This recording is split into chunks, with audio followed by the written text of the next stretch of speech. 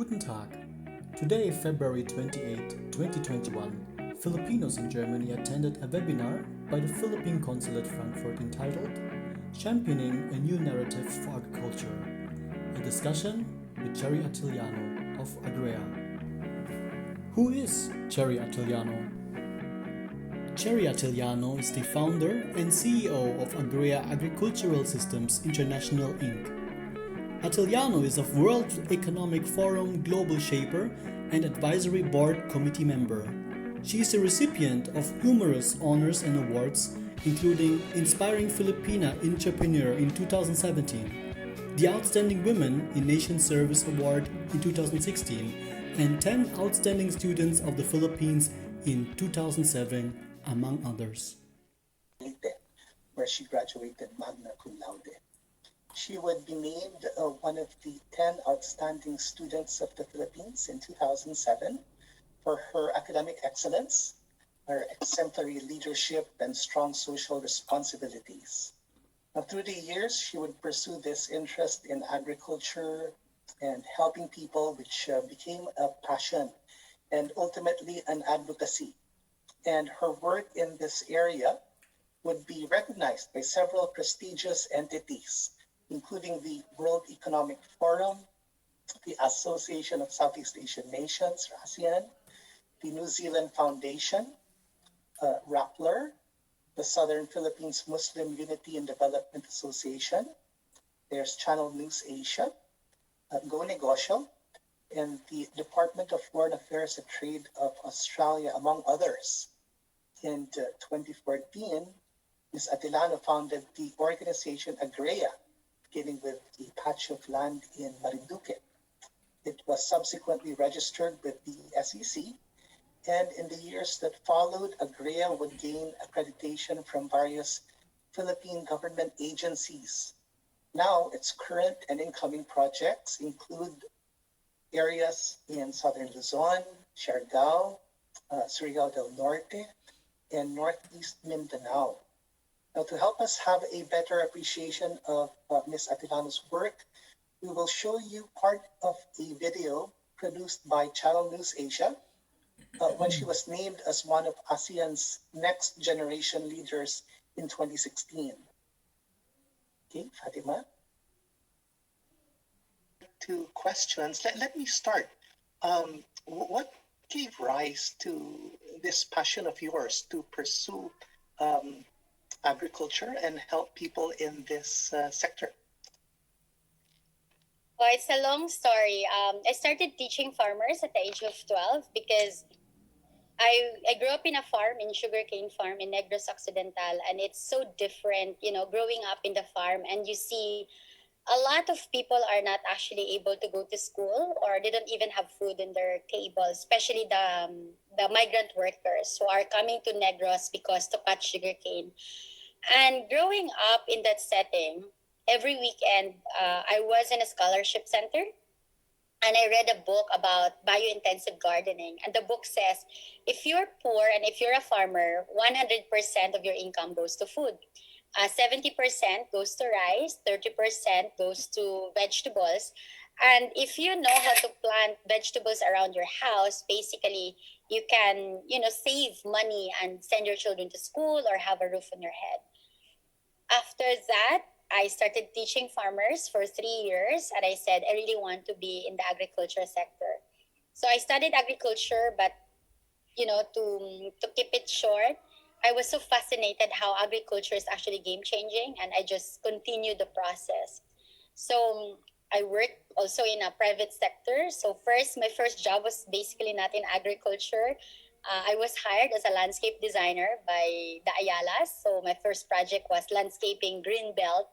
I was a landscape designer. So I landscaped Greenbelt, Bonifacio High Street, Serendra, all the expensive places, including Novale, I guess. And I said, wait lang, parang I'm planting ornamentals for the rich people to enjoy.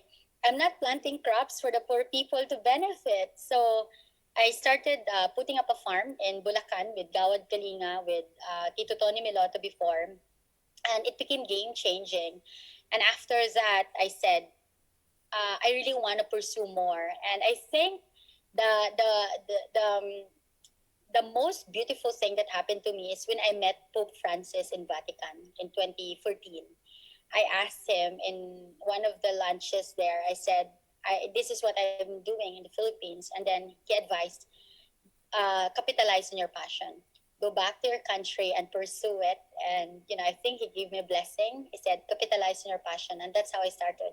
So I never went back despite trials. And agriculture is a male dominated industry. And it's so hard to survive. But I think we're doing good. We would not reach 30,000 people if we're not doing good. And right now, a lot of companies are trying to work with us to really make this work reach homes, to their employees. Yeah.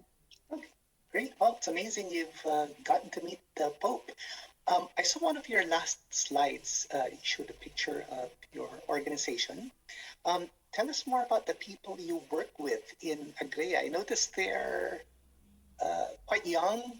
These are, I suppose, young, like-minded individuals like yourself. Yeah, it's very intentional actually when we're hiring people. First, you cannot be hired in AGREA if you don't live in a farmer's house. So during your probationary period, you need to live in a farmer's house. And your acceptance to the job is farmer's audit to you, how you perform, and bawal yung mata pobre sa AGREA.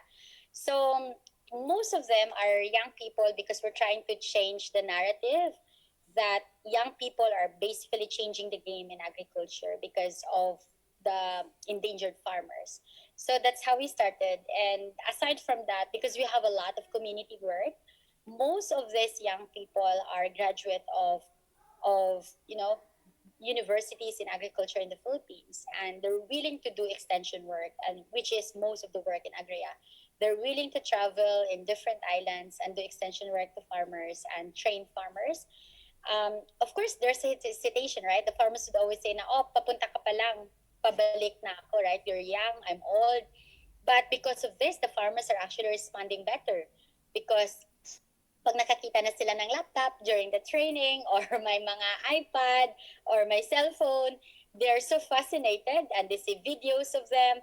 It gives a lot of charm on the farming communities, and it really changing the game also on how we approach farming by bringing this young blood in agriculture. That's great. And what role do you think overseas Filipinos can play in helping with your advocacy? For me, even when you're overseas, and then if you have lands in the Philippines, kindly talk to your relatives. I always say this in OFW, right? Most of the time, the OFWs are just sending money back home, and that money is not being saved. It's just like it goes straight to supermarket and department store to buy new gadget, new clothes, and things like that, or food, or education is very important. But I always advocate that if you have land, invest in that land. It's the best investment that you can do. I know this is too young to say, but AGREA actually in the next few years will be developing like more of an investment platform where OFW can partner with some of our farmers for investment so that, these farmers will be like their partner here in the Philippines, and the OFW will be the investor. And we will try our best how to manage their money well. I think it will happen in 3 years pa because we need to fix first the system, the mechanism that it will run well, and there's transparency in the process.